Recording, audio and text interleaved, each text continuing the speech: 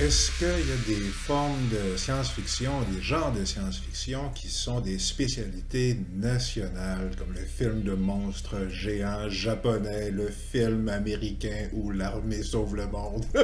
Ben, si c'est le cas, la spécialité britannique, c'est très possiblement le film sur l'effondrement de la société. C'est un genre de film post-apocalyptique qui est représenté dans des cinémas d'autres pays, là, mais qui est très fréquent dans le cinéma britannique. Puis avec tout ce qui se passe dans le monde aujourd'hui, il y en avait un en particulier que je n'avais pas encore vu, un film de science-fiction de 1981 que j'avais très hâte de voir, que j'étais très curieux de voir, qui s'appelle Memoirs of a Survivor. J'étais curieux de le voir, entre autres, parce que c'est une adaptation d'un roman de Doris Lessing, qui a gagné un prix Nobel de la littérature, qui est quelqu'un de très, très cool. J'ai pas lu encore ses bouquins, mais j'ai très hâte de les lire. Elle a écrit toute une série de romans de science-fiction, Canopus in Argos, quelque chose comme ça. Là. Quelqu'un d'intelligent puis de talentueux, puis quelqu'un de très cool. Fait que je l'ai finalement écouté, puis est-ce que c'est bon? Ben, il y a des pour puis il y a des contre, je vais vous en reparler, mais c'est certainement un film hyper intéressant sur l'effondrement de la société, puis c'est peut-être une des apocalypses, on va dire, les plus réalistes, là, les plus plausibles qu'on est susceptible de voir au grand écran, quoique encore une fois, à quel point est-ce qu'il faut vraiment croire qu'est-ce qu'on voit là-dedans, c'est une question assez intéressante. J'en reparle peut-être dans un instant, mais avant tout, qu'est-ce que c'est? Ben c'est ça, c'est un film de 1981 et ça raconte l'histoire d'un monde où essentiellement tout s'est effondré. Alors, il n'y a plus vraiment d'État,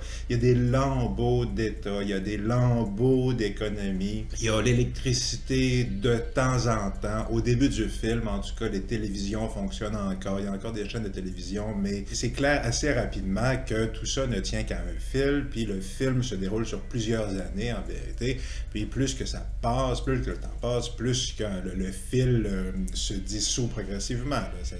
Voilà, donc ça finit pas très bien. Donc, ce qu'on voit essentiellement, c'est une femme dans la quarantaine qui est jouée par Julie Christie. Je reparlerai dans un instant parce qu'elle est très bonne en général. Elle vit tout seule dans son appartement et le restant d'État l'oblige à héberger une adolescente. Elle se plie à l'ordre parce qu'elle n'a pas le choix. Et cette adolescente-là, au début, ça se passe pas très très bien, mais éventuellement, elle tombe en amour avec un jeune homme qui décide d'aider les hordes d'orphelins dans la ville. Il décide de les accueillir, puis les nourrir, etc. Puis lui, tandis que tout s'est effondré dans la société, mais lui essaie en quelque part de reconstruire cette société-là, mais il a ses propres défauts et il est trahi par son bon cœur essentiellement, donc ça va pas forcément aller dans la direction que ni lui, ni nous, ni qui que ce soit voudrait que ça aille. Alors, comment est-ce que tout ça va finir? Ben, encore une fois, comme toujours, une seule manière de le savoir, c'est d'écouter Memoirs of a Survivor. Est-ce que ça vaut la peine? Ben, commençons par... tu sais, la chaîne s'appelle Pourquoi c'est bon? On va commencer par les qualités. Le portrait, la principale qualité, il y a deux qualités du film en fait, parce que ce que j'ai pas dit, c'est que la trame principale, c'est le portrait de cet effondrement de la société où les rues sont jonchées de poubelles parce qu'il n'y a plus d'égouts, puis il y a des hordes d'enfants cannibales qui se cachent dans les métros là, avec des couteaux, puis je veux dire, c'est le cauchemar total, là. Inceste et cannibalisme, il n'y a rien qu'il n'y a pas. Mais en même temps, tout ça, c'est très diffus d'une certaine manière parce que ce qu'on nous montre, c'est la vie quotidienne des gens dans cet environnement-là. Puis ça, c'est un aspect. Puis l'autre aspect, c'est que Dee, elle commence à avoir des visions essentiellement. À travers un mur dans son appartement, elle arrive à passer dans une autre dimension essentiellement, puis elle se ramasse dans l'Angleterre victorienne, dans un appartement d'une famille victorienne. Puis ça se fait progressivement, là, au début.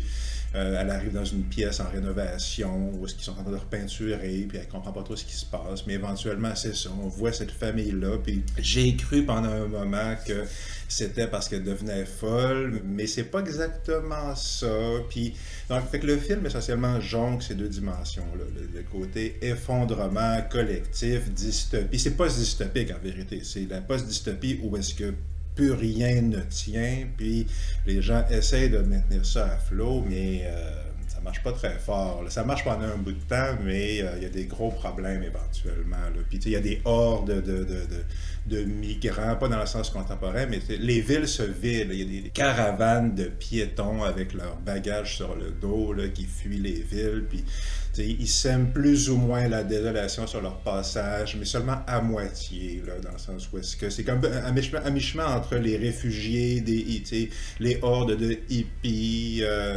puis il y a du viol, des affaires comme ça, mais en même temps, c'est le bon et le mauvais côté. Imaginez là, un genre de Woodstock ambulant. Avec des réfugiés, dans un genre de climat anarchique, avec tout le bon que ça peut impliquer, puis le mauvais que ça peut impliquer. Les genres de rapports de force, puis de domination. Le rapport de domination dans la communauté anarchique, là, si vous en avez connu des communautés anarchiques, vous avez peut-être remarqué qu'il y a tendance à en avoir, n'est-ce pas? Fait qu'il y a un peu cet élément-là, là. Fait que, tu sais, puis cet aspect-là, okay, parce que les deux grandes forces du film que j'ai mentionné, c'est le côté effondrement social, puis le côté vision étrange de D, là, sa vision victorienne, puis ce genre de conflit-là, de contraste-là. Ben, le côté effondrement social est hyper intéressant, je dois dire ça. Puis je l'ai regardé parce que je suis préoccupé par la situation, par la situation mondiale. Puis c'était un film qui était sur ma liste depuis très longtemps. Fait que là, finalement, je l'ai regardé à moitié à reculons. Là. Puis même si, je vais le dire là, je pense pas que le réalisateur a réussi son coup. C'est son premier long métrage. Il en a fait un seul autre après. Puis il a fait beaucoup de courts-métrages, mais mon verdict, je vais le dire pour le film, c'est que le réalisateur, il n'avait pas encore la maturité artistique pour réussir ce qu'il essayait de faire. Okay? Ultimement, son film ne marche pas. Le jello ne pogne pas dans le moule.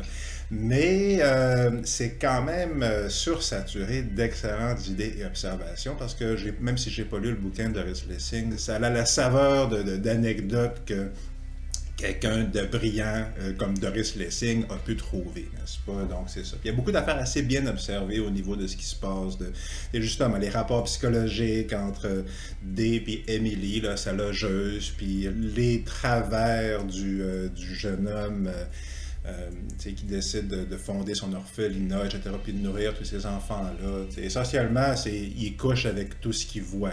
Il est vraiment ultra lubrique, là, ce qui n'est pas entièrement surprenant pour un gars qui a environ 18-20 ans. Mais plus que ça avance, plus que son âge pour les filles sur qui son béguin tombe, l'âge baisse à des niveaux inquiétants. C'est assez troublant, en vérité. Mais justement, ce qui est intéressant, par exemple, quand je parle du type de nuances, si on veut, qu'on peut observer chez Doris Lessing, puis qui viennent de elle, à mon avis, parce que je pense précisément pas que le réalisateur avait la maturité pour observer ce genre de choses-là. C'est que, justement, le Gérald, je pense qu'il s'appelle, le jeune homme, ben ouais, ok, sexuellement, il devient vraiment pas cool, mais c'est pas un monstre en même temps, puis son principal problème, c'est qu'il veut trop aider les enfants, il veut trop les nourrir, il veut trop, c'est ça.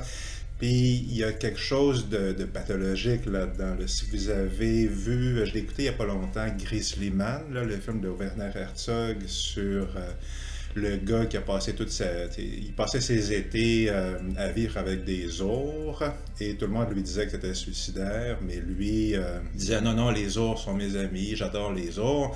Ben, ils ont fini par le manger, les ours, là. Puis c'est ça, comme je vous dis, j'ai regardé le film qui est très très bon, un documentaire, et il y a un peu ce type d'aveuglement-là, parce que c'est évident que dans la vraie vie, là, le Grizzly Man, j'oublie son nom, c'est transparent qu'il compensait pour quelque chose. Là, puis dans le cas de Gérald, dans Memoirs of a Survivor, il y a cet aspect-là. Mais c'est plus subtil, c'est évident que c'est ça qui se passe, mais Justement, l'ambiguïté du complexe, du sauveur, ça c'est très très bon. Puis aussi le niveau du personnage de D, notre héroïne, mais qui est très passive, c'est une observatrice essentiellement.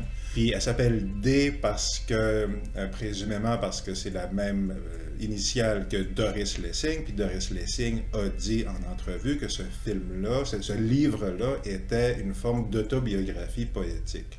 Fait que ça c'est vraiment intéressant. Donc, ce qui se passe dans le film, essentiellement, est non seulement un portrait d'un effondrement social, mais cherche à être, en vérité, le reflet de la vie intérieure de cette femme-là, de Doris Lessing. C'est vraiment vraiment fascinant. L'ambiguïté de la relation avec la jeune fille, puis le côté où est-ce que c'est évident que Emily casse les pieds de D, n'est-ce pas?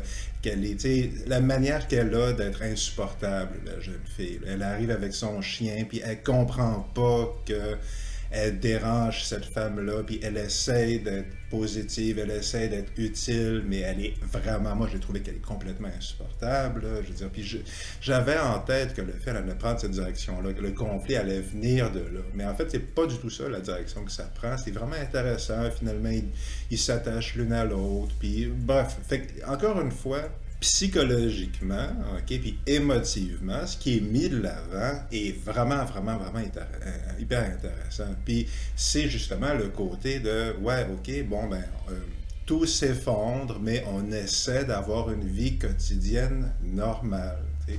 Puis c'est cet aspect-là, il me semble. T'sais. Puis je suis tenté de faire le rapprochement, par exemple, à la vie en régime totalitaire ou si vous avez connu des gens qui ont vécu en zone pendant des guerres, là, essentiellement, ou si vous avez été, si vous avez eu cette expérience-là.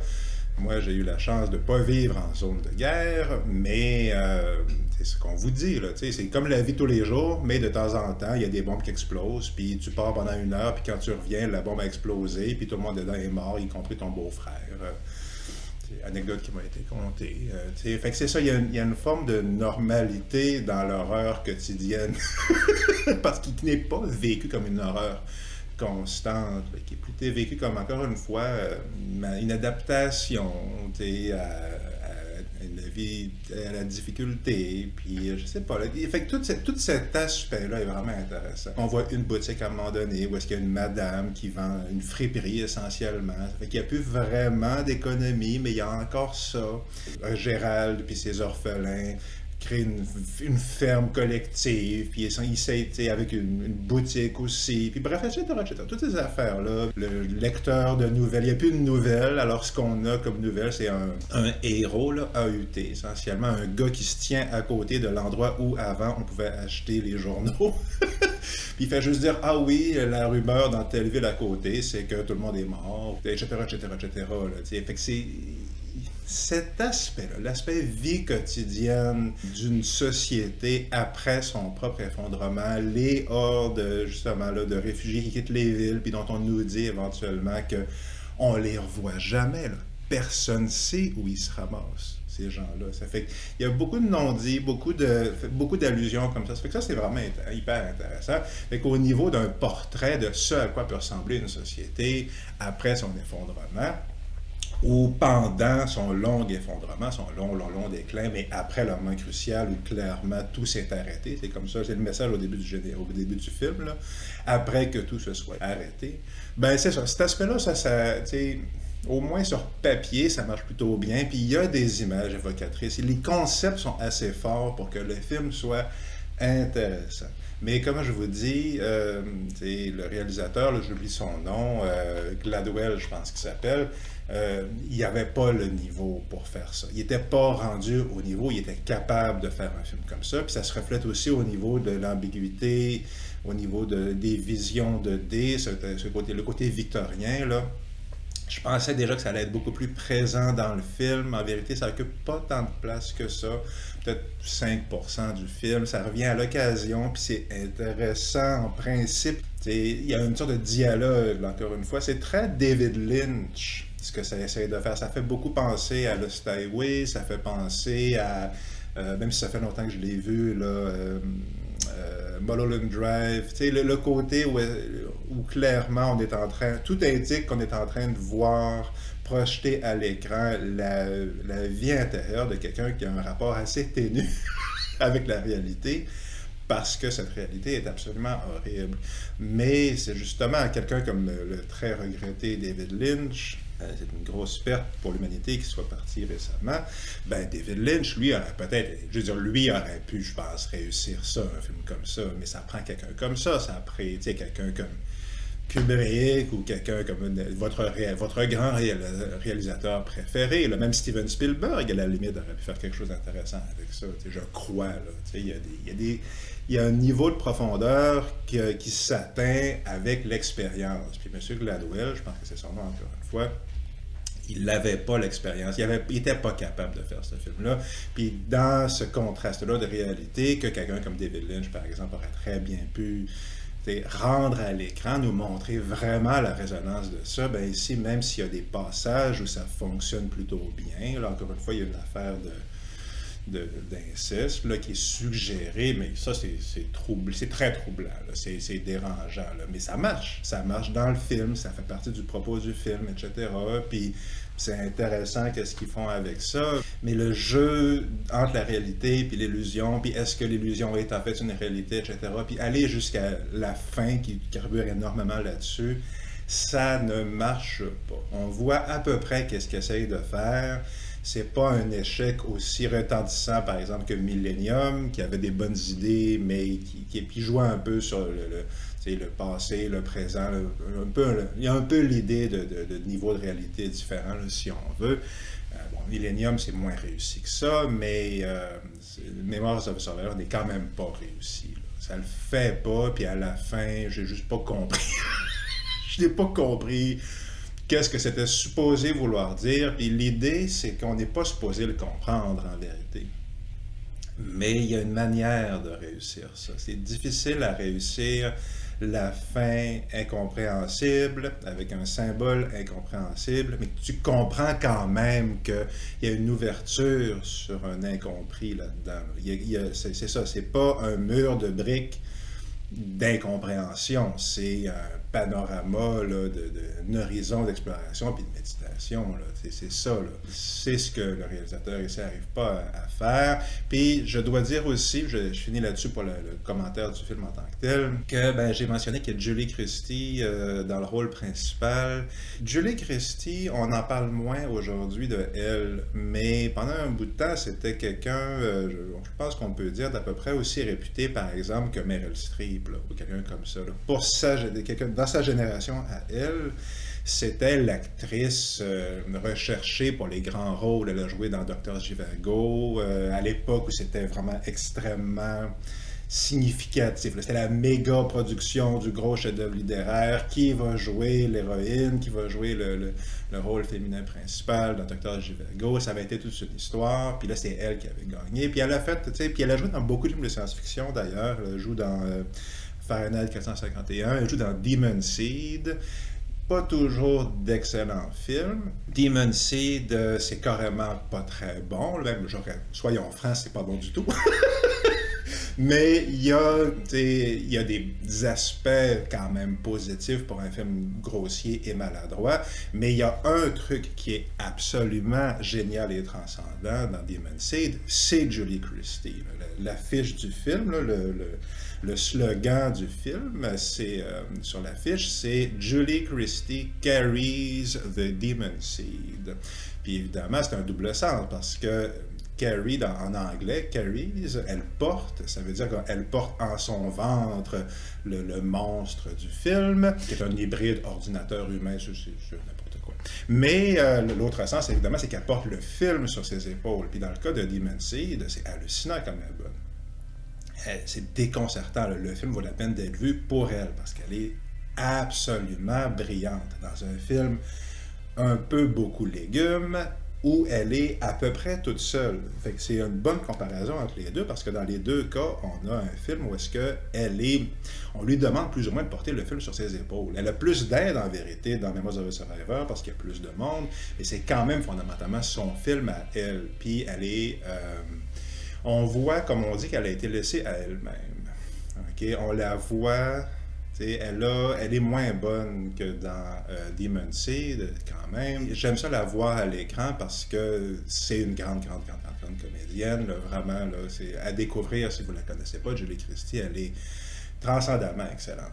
Mais là-dedans, elle n'est pas très bonne. Puis je pense qu'encore une fois, on voit qu'elle essaie, mais on voit qu'elle n'a pas d'aide. On voit que le réalisateur lui a dit « OK, tu regardes ça, puis tu te poses des questions, OK, tu traverses la pièce, mais il manque ce quelque chose. » On la voit, j'ai l'impression, faire un effort. On la voit jouer, essentiellement. Moi, j'ai trouvé, en tout cas.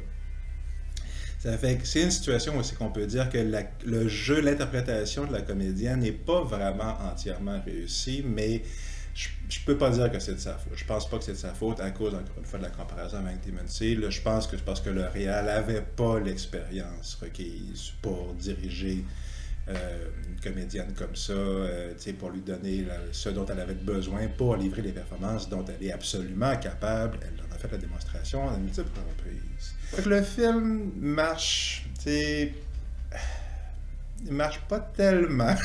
La musique est pas bonne, la musique au générique et au début, le générique du début, là, okay, c'est un thème au piano minimaliste que j'ai beaucoup aimé en fait. Fait que j'ai commencé, quand je prends mes notes, j'ai noté que la musique était très bonne, mais en fait j'ai biffé ça en cours de route.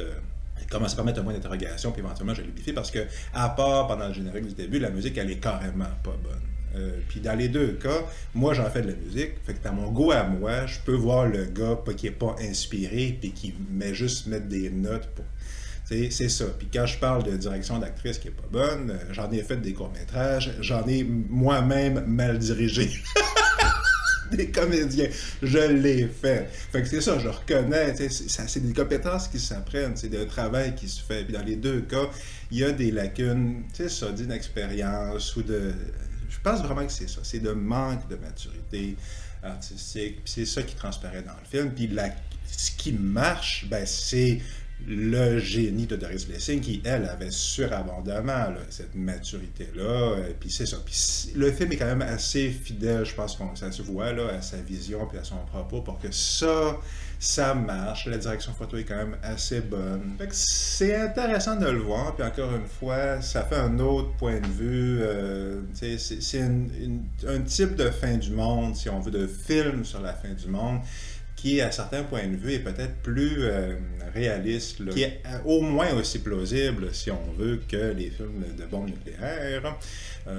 Puis ça, on en a eu beaucoup, mais des films d'effondrement économique, ça, il y en a eu quand même beaucoup moins. Puis détail intéressant, là, je finis là-dessus pour aujourd'hui. Il y en a vraiment une quantité déconcertante, me semble-t-il, qui vient d'Angleterre. Puis je pense que ça, c'est hyper intéressant. Orange Mécanique, en quelque part. C'est un peu ça. C'est une société dystopique, mais quand l'appartement où vit Alex, avec les graffitis, la ruine à l'extérieur de chez lui, mais la ruine de l'appartement d'Alex, là, à l'extérieur de l'appartement d'Alex, c'est pas une ruine où une bombe est tombée. Là. La bombe est économique. Là. C'est une ruine de pauvreté, essentiellement. Puis dans le monde d'Orange Mécanique, il y a clairement encore des institutions, etc., etc. Puis l'économie, puis il va dans sa boutique de vinyle, puis il achète des vinyles, puis bon, etc. Ça fait qu'il y a des voitures, ça fait que, bon, la société tient encore, mais il y a quand même le propos d'Orange Mécanique, c'est quand même sur un effritement du tissu social, des institutions, tout le monde trahit Alex essentiellement, les docteurs, les flics, etc. Puis, bon, etc. Puis si on faisait la liste, là, les romans de Ballard qui ont été adaptés au cinéma à quelques reprises, High Rise en particulier, ben, qu'est-ce que c'est High Rise? C'est une société qui s'effondre essentiellement, c'est des bourgeois qui s'entre-déchirent essentiellement, qui recréent, même si c'est tous des riches, ils recréent les classes sociales entre eux, entre les plus élevés et les plus bas, et ça tombe dans la débauche et justement le cannibalisme, encore une fois, etc., etc. Lord of the Flies de Golding, qui a été adapté à 2 ou 3 reprises au cinéma, c'est les fameuses histoires avec des enfants qui atterrissent sur une île, qui échouent sur une île, puis qui reconduisent l'horreur de l'école britannique, en vérité. Puis là, ce que je m'en vais avec ça, c'est que j'ai pas de conclusion. Je pense que ça serait risqué, là, mais je peux quand même observer que c'est intéressant de voir à quel point, je ne les ai pas toutes nommées, mais c'est vraiment un thème qui revient très, très, très, très souvent dans la science-fiction britannique. L'idée que non seulement la société s'effondre, mais la société s'effondre parce que l'homme est un loup pour l'homme. Si vous regardez les films de Danny Boyle, je ne les ai pas tous vus, mais j'en ai vu quand même 4 ou 5, ben, tous les films de Danny Boyle se terminent, le dernier tiers, c'est toujours oh, on a été attaqué par des zombies, on a trouvé l'héroïne, peu importe la nature de l'intrigue, le dernier tiers, c'est tout le temps ah, et finalement, on s'entre-déchire entre nous parce que l'homme est un loup pour l'homme. C'est tout le temps ça. Ballard, High Rise, etc., Lord of the Flies, c'est vraiment une préoccupation constante, puis on voit que c'est une préoccupation très, très, très ressentie. Threads, le légendaire et redoutable film de bombe nucléaire, le post-apocalyptique, le film le plus éprouvant sur la Troisième Guerre mondiale, ça c'est atroce, je l'ai finalement écouté l'année passée, là, dans les derniers... Wow, c'est raide, là, c'est très raide, le Threads. Mais c'est ça, un des trucs qui est aussi éprouvant dans Threads, qui raconte le avant, le pendant et le après de la fin du monde par guerre nucléaire, ce qui est éprouvant, c'est qu'il nous montre les 10 ans après l'Armageddon, essentiellement, l'hiver nucléaire, puis tout ça, là, puis j'ai des frissons d'horreur juste en y pensant. Puis ce qu'il montre en particulier, c'est comment, justement, le tissu social se désintègre, puis comment l'être humain devient un loup pour l'homme. Puis c'est quelque chose qu'on a dans Hobbes. Hein? C'est pas les Britanniques qui ont inventé ça, mais dans la philosophie politique britannique, c'est très, très, très présent, en fait. Puis là, c'est ça, ma conclusion pour le moment, c'est que quand on regarde un film comme ça, c'est un produit culturel. C'est ça l'idée. Puis parce qu'on a autant de films qui sont venus du monde anglo-saxon, OK, dans la culture des 60 ou ces dernières années, le monde a été énormément dominé par la production culturelle anglo-saxonne des États-Unis à cause de Hollywood, mais donc aussi en partie de la Grande-Bretagne. Parce qu'il y avait une énorme industrie cinématographique, parce que c'est la même langue, parce qu'il y a beaucoup de points de similarité, peu importe, pour un paquet de raisons. On est habitué à voir le discours anglo-saxon comme étant le par défaut, là, comme la crème à glace à la vanille. C'est une saveur qui est tellement habituelle et normale qu'on pense que c'est pas une saveur. Okay? Mais la crème à glace à la vanille, c'est pas de la crème à glace à rien. Okay? La vanille, c'est une saveur. C'est très très bon d'ailleurs, la crème à glace à la vanille. Mais c'est une saveur. Là. S'il y a quelque chose... Là, puis il y a des éléments de la culture anglo-saxonne qui sont c'est hyper intéressant, cette préoccupation-là sur les fondements de la société. C'est justement les Britanniques qui sont extrêmement forts là-dessus. Okay? Mais il y a quand même une saveur là-dedans qui est une saveur culturelle qui vient de leur horizon à eux. Puis qu'est-ce que c'est? Ben, ça serait vraiment intéressant d'aller voir. C'est un peuple qui a une longue histoire de guerre civile, par exemple. Bon, ils ont été envahis par la France, ils ont été occupés, je pense, pendant 300 ans, peu importe. Là, je veux dire, il faudra aller voir tout le détail. Là. Il y a un lourd bagage. Puis il y a aussi des trucs comme justement leur système scolaire. Quand on commence à aller voir comment est-ce que le Britannique moyen a vécu au 19e siècle ou au 20e siècle, l'omniprésence justement des classes sociales, l'importance de ça dans la vie quotidienne, etc., etc., etc. Le fait que chez les classes fortunées, la mère ne s'occupait pas des enfants essentiellement. Le prince Charles qui est sur le trône aujourd'hui, il a vu sa mère essentiellement pour la première fois quand il avait 5 ans, puis il a dit « Bonjour maman » à la bonne de sa mère, parce qu'il ne l'avait pas reconnue. Sa mère, la reine Élisabeth II. Ça fait qu'il y a quelque chose, là, tu sais, puis quand on sait l'importance que ça a sur le développement d'un enfant, le fait d'avoir un rapport avec les parents, okay, au niveau physiologique, okay, bien, quand on sait ça, puis qu'on voit comment les enfants britanniques ont été élevés au 19e siècle, au 20e siècle, particulièrement chez les classes fortunées, bien, on dit, voilà un phénomène qui a l'air anodin et inimportant, mais qui a des répercussions qui semblent, il y a des raisons de croire qu'il y a des répercussions colossal sur une culture au complet et donc sur sa manière de voir le monde. Puis ça, avec le truc de guerre civile, etc., guerre de religion, bon, puis qui les rend à la fois extrêmement sensibles au phénomène de l'effondrement social, puis qui leur donne des éclairs de génie, des observations que peut-être juste eux peuvent avoir, puis qui contribuent ça au patrimoine de l'humanité, puis à la réflexion collective, mais en même temps qui demeure le produit d'une culture, puis qui donc du coup, parce que c'est devenu pendant si longtemps le discours omniprésent de la planète, le discours anglo-saxon, mais qui a eu tendance à occulter le fait qu'il y a quand même d'autres manières de voir le monde. C'est bien beau de dire, oui, maintenant, on s'ouvre à la diversité puis aux autres manières de voir le monde, mais c'est une chose de le dire, puis c'est une autre chose de le faire pour vrai.